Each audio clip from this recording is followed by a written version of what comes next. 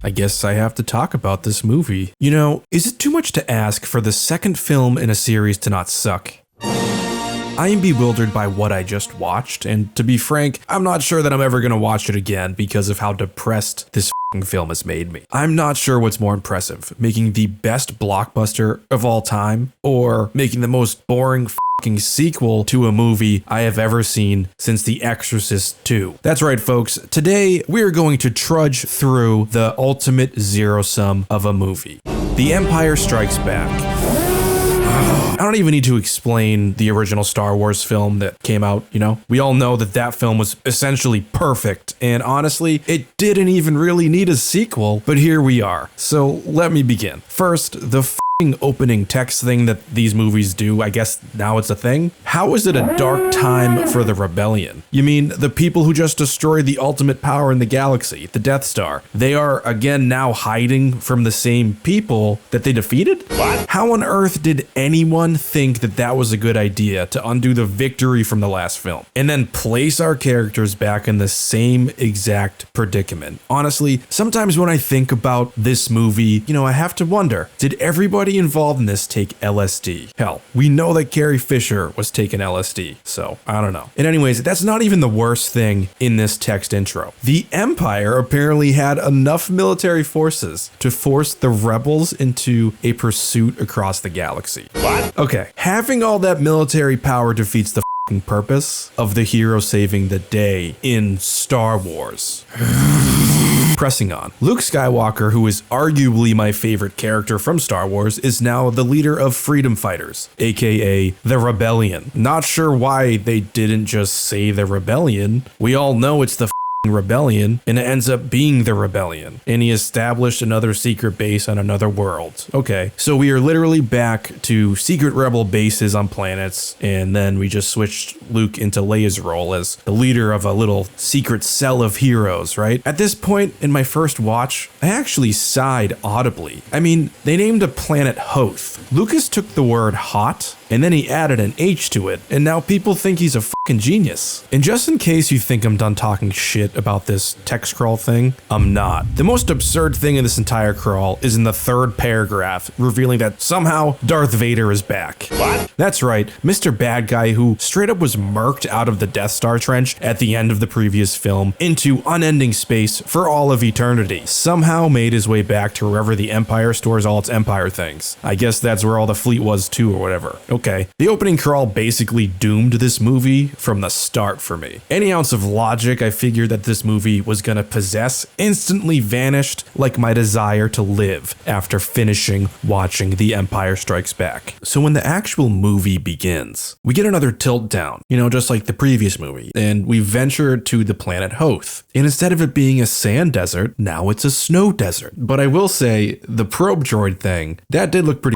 cool when it popped out of the snow. Unfortunately, anything that seems like it's actually going to be cool turns out to be anything but, and that goes on for basically the entire runtime. The minute we see Luke in the beginning of this film, he's taken out by a 10-foot tall snow monkey. Let me say that again. Luke Skywalker is taken out in the beginning of this movie by a 10-foot tall snow monkey. What the And the worst part about this is the reasoning why any of this even happens. It's outrageously convoluted. So Luke gets taken out to the monkey's lair where it's doing monkey things, I guess, and somehow the monkey froze Luke's legs into the ceiling. Okay, and all of this was so that we could watch Luke apparently miraculously discover the power of telekinesis to escape his situation. Some people weren't really bugged by this, and actually people cheered. Some people were like, yeah, that's really cool. But I was like, it's just adding powers to already established rules in the universe from the previous film. It comes off as, well, we need him to escape somehow, so just allow the lightsaber that his mentor gave him to fly into his hand. And if someone wants to get a reasonable explanation, if they ask us, we can just say, well, that's how the Force works. Kind of sounds to me like a way to get around bad storytelling. So yeah, I don't know. The moment just didn't work for me. I think it was super weird. And then even when Luke escapes his situation, he again ends up passed out in the snow, almost dead. And out of nowhere, Obi-Wan Kenobi appears as a ghost. Yes, he appears as a ghost to tell Luke that he needs to go train some more on another planet by somebody else, another Jedi Master. So initially that was intriguing, you know, we're going to see another Jedi Master potentially, but again, whatever was gonna be cool about that was instantly destroyed the second it happens, and we'll get to that. So why did all of that need to even happen in order to get to the moment where Obi-Wan decides to tell Luke, hey, since you are dying right now and stuff, it's probably a good idea that you get some more training? Why the hell didn't the ghost of Obi-Wan show up at any other time between these two films, right? And just tell Luke, hey, go get some more training by somebody. You know, it's been years, apparently, between the first and second installment here. In the very least, it could explain how he used that new force power thing out of his ass to escape the space monkey. Christ. That could have even been in the title scrolling thing saying Luke had learned more about the force. I don't know. Nobody's thinking when making these movies, I guess, anymore. It's just, hey, he looks pretty sometimes and I can sell a toy. Now, when we talk about the base on Hoth, it's literally the snow version of Yavin 4, except it's Yavin 4 and Tatooine combined. In a ridiculously hilarious thing to me, once we get inside and see everybody, and I didn't notice this initially with Luke, is that everybody is wearing ski goggles. Did George really think that no one in the theater looking at gigantic projections of images wouldn't see that he's just using regular ass ski goggles as part of his costume design? I don't know. Just looking back and thinking about it, it just seems so weird and lazy to me. The only good part of this intro is in the base when Chewie's basically telling Han to go off because he wasn't helping fix the Millennium Falcon. I like Chewie, you know? He doesn't want to waste any time. At least he doesn't want to waste my time. Now, when Han walks into like these main headquarters for the base, he said, no sign of life out there. And at that moment, I remember checking my pulse to make sure I had signs of life. Because, like I said earlier, a whole lot of nothing is happening for a whole lot of this movie. Also, this Rebel base sequence uses the same shot twice, but they flip it horizontally, as if we weren't gonna notice. Yeah, we noticed, and it feels cheap. Now, a bunch of dumb shit occurs between Han and Leia because this film wants to push the idea of a love triangle. But to be honest, it's super clear from the previous film that Leia ultimately is going to end up with the hero of the series. I'm not sure why it was cut, but even the trailer for The Empire Strikes Back hinted at their secret romance. My guess is that this whole Han and Leia thing throughout this film is more or less just a misdirect to us, so when Luke and Leia finally do fall in love and whatever next entry comes out, it will feel earned. I mean, let's be honest, Leia ending up with Han is a ridiculous scenario and very problematic, no matter what happened in this movie. You know, Han's the cool guy, but also the bad boy that sometimes does the right thing. And that's really it. Moving on. One of the wackiest scenes in the first act is Han going out searching for Luke, who was taken by the weird tall snow monkey thing, right? Remember? Han is literally told that his horse goat thing will die if he's out in the blizzard for too long by other rebels, right? Of course, somehow this blizzard doesn't kill people, it only kills horse goats. Okay, Luke, who escaped the monkey, has passed out after seeing the hallucination of Obi-Wan Kenobi, and then he's saved by Han in the most ridiculous way ever. Han cuts open the dead horse goat's belly with a fucking lightsaber. Yes, I guess anyone can switch on lightsabers now. It has nothing to do with the Force anymore. I feel like at some point, there will be like a Star Wars film filled with hundreds of people with lightsabers, just all swinging them around like batons, because who the cares anymore? But back to my point. He shoves Luke into the goat horse's belly, and then he constructs a tent somehow so that they can sleep. And I shit you not, everything else out there in the blizzard dies on Hoth, but not these two guys. I mean, Han just makes a snow fort. Maybe NASA made it. Regardless, the two of them are saved and brought back to the rebel base. But to be fair, the sequence with these new ships in the intro, searching for Han and Luke, felt like a ride to me at certain moments. While this movie is a vapid shell of what the first film was, it is visually impressive. And I will also say that the score is very exciting to listen to, but unfortunately this film relies on how powerful the score sounds to give these astoundingly dull scenes emotion. Up next, Luke's in a diaper. I keep saying it, everyone took LSD while making this movie. Whoever envisioned this diaper tank of horrors should be removed from Hollywood for the remainder of human existence. I also laughed out loud in my theater when Luke got sucked up out of it. It made me think of Augustus Bloom going through the chocolate river tubes in Charlie and the Chocolate Factory. Now, we got all three of the heroes from the previous film back in one room, and we're back to the love triangle bullshit. I hate it. But hey, at least Luke got a kiss and he looks pretty happy about it. I also did laugh at Chewie just staring around at everyone, watching everything unfold around him. It's like he's looking at them all like, wow, humans are kind of stupid. So after this, the film actually sort of starts to pick up, and the pace is pretty good for a while, which was nice because feeling alive is something that I enjoy. Those probe droids from earlier finally displayed their true purpose, which, to be frank, I thought was pretty smart. The probe, if interfaced with, would self-destruct, sending a signal back to wherever the Empire is. So far, I think that was the smartest thing in the film, and it took 3 people to write it. Next up, we finally actually see the extent of the Empire's random-ass fleet of doom that's pursuing the rebellion. Maybe it's just me, but I thought the fact that the ships were all facing random directions was hilarious, and perhaps sending the wrong message that these people all have no idea what they're doing. And rather than the Death Star, there's just a really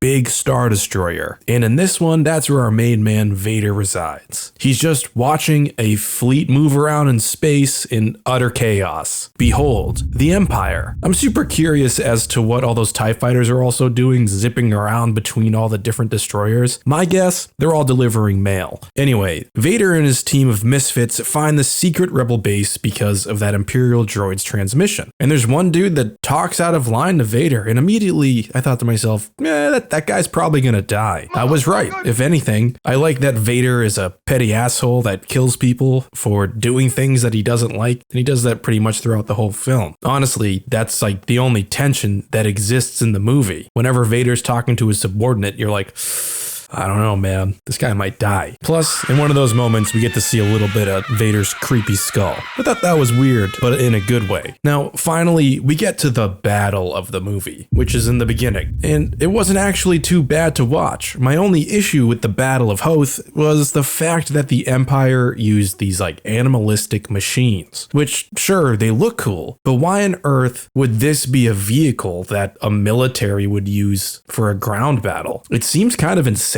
But then again, I'm sure that this would look awesome under a Christmas tree if I was 6 years old.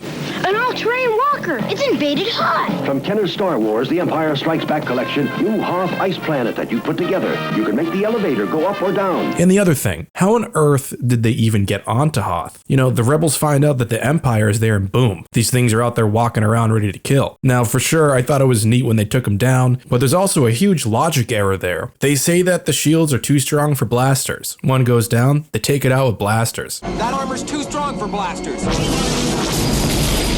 Okay.